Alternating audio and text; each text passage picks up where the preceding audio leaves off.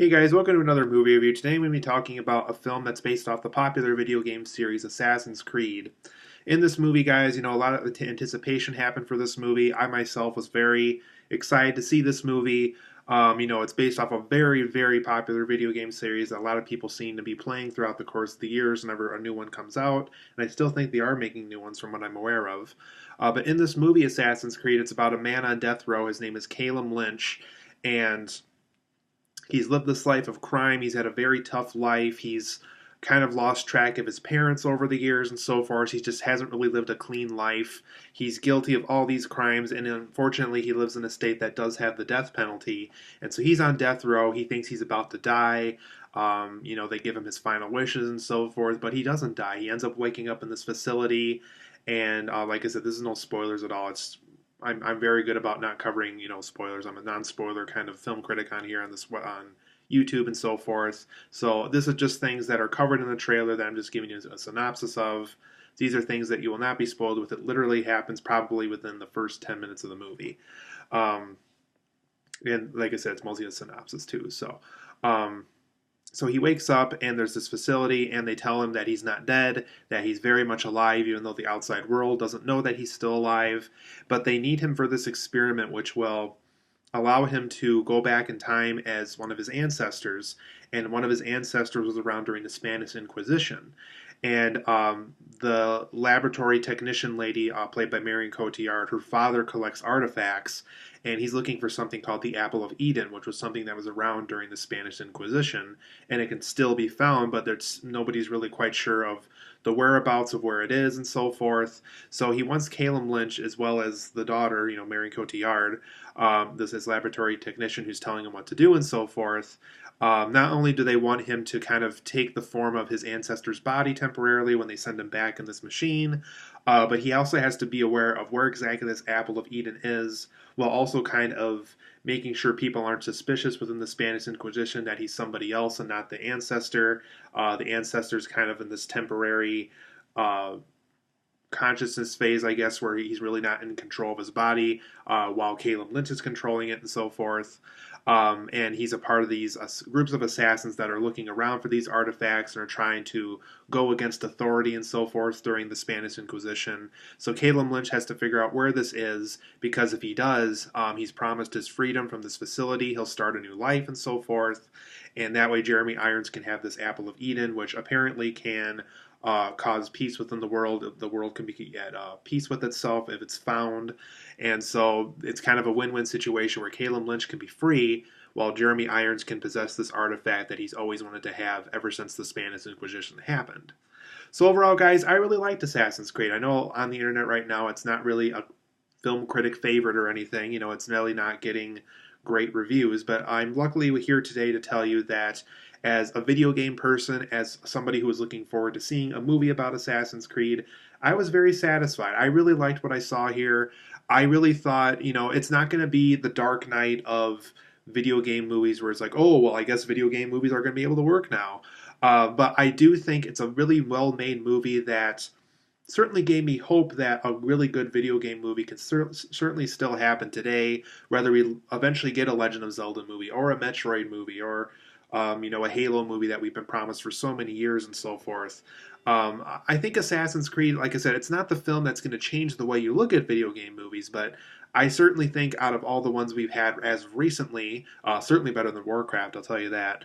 I think they really are trying to figure out what exactly could make a video game movie work. And I think that's something that Assassin's Creed manages to do very well, even though it's not that film that's going to turn things around. So for my positives and negatives of Assassin's Creed, I thought this was a very intriguing movie concept, and it's fun as a game concept too. The video games are really fun. I think they found a way to really make it work well for a movie, and I think what they did here is, I think the whole thing about having this guy on death row and temporarily being able to become his ancestor and so forth, I think they translated that to film as best as they probably could. I thought it was like I said, a very intriguing concept for a movie like this. And I thought they did a very good job with that kind of concept. And like I said, this is a very good video game movie. I would definitely say it's kind of kind of like what Mortal Kombat did, where it's not going to be the film that people are saying, oh, well, video game movies can officially work now. But I think there's enough things about it where, like myself, and I'm hoping others are going to think as well, I think they finally are slowly starting to realize how it could work, like how to get started and all that kind of stuff. Even though the final product isn't going to be, like I said, the resolution that we've always wanted, but I think we slowly are figuring out how to get to making good video game movies. I also thought this film had great set designs. Whenever they're in the Spanish Inquisition, I love the sets. I think some of these scenes were actually filmed in Spain somewhere too, which is, I definitely think, adds a layer of visuals to this movie for sure.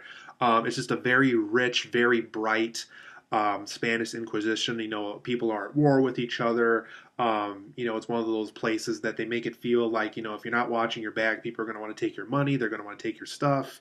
I think they definitely did a good job making sure that the Spanish Inquisition felt this way. At least for me personally, I thought they did a good job portraying that whenever they're in that time period. And I thought this film had great action scenes. There's a scene that was briefly shown in the trailer, but they obviously completely explored in the movie. And it's a scene where they're on rooftops and they're chasing each other after the bad guys in the Spanish Inquisition. The assassins had to outrun them and so forth. It's a really well done action scene. There's another well done action scene that's done on horseback riding and so forth.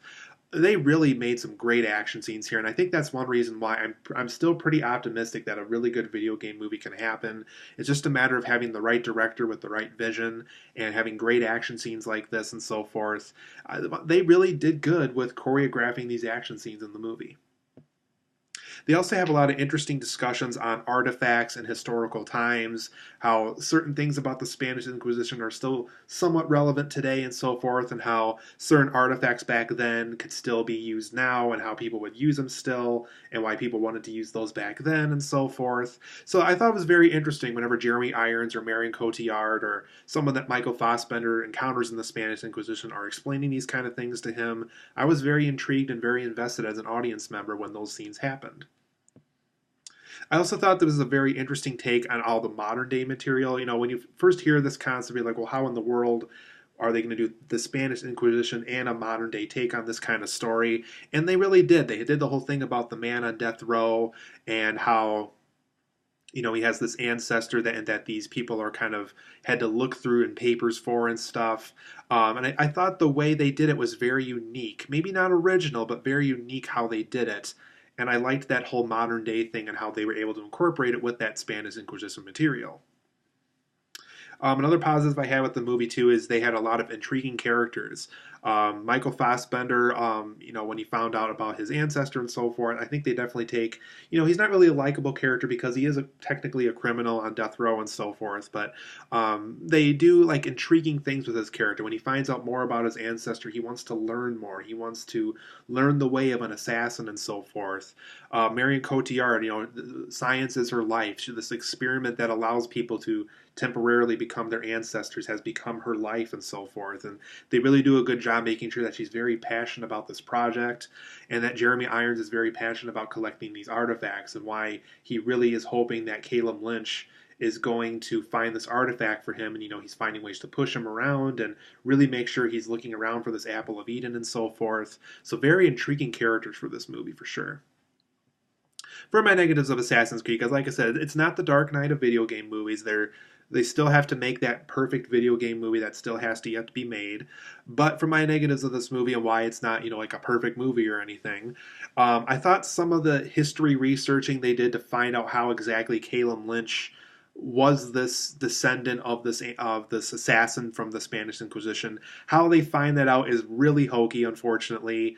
They find all these things that would obviously not even be around during the Spanish Inquisition and so forth, as to how they were able to link him all the way back to, you know, I think it was 500 years plus back for the Spanish Inquisition. How they find that out is really hokey to me. They have this like whole room of papers and stuff that clearly would not exist for anybody today, no matter how famous you are or anything. So I thought how they found this out, how they made that discovery that this guy on death row is connected to all this was a little hokey to me. They also rushed the ending of this movie, unfortunately. The whole Spanish Inquisition thing, they kind of it's very abrupted as to far as, let's see if I can talk here. So it's very abrupt as to how they end the whole Spanish Inquisition thing. They kind of just end it. They don't really end at a good time. You know how in certain movies they end at like the perfect place to end that, or they accomplish something and so forth. Unfortunately, they just kind of end it for the Spanish Inquisition material.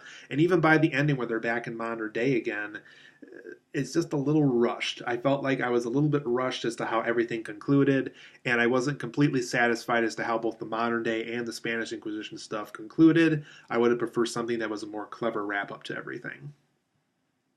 There's also some unexplained objects and reasonings and things behind certain things.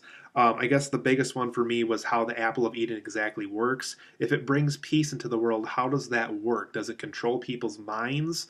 Does it just randomly make sure that nobody is violent ever again? Does it take away people's independence or people's choice in choices and so forth? I don't know how exactly something like that could work. And I understand it's an artifact and it's fiction and so forth, but the film never really makes an attempt to explain as to how this artifact can work and why Jeremy Irons wants it so badly. Another negative I had too is sometimes in the action scenes they're a little bit shaky camish. For those who are aware of that, is like shaky cam is like what Paul Greengrass does in his action movies and so forth. There's some scenes that really have a hard time focusing on what exactly we're looking at in the action scenes and so forth, and it's just so like moving around that it's so hard to focus on what exactly we're looking at in some shots.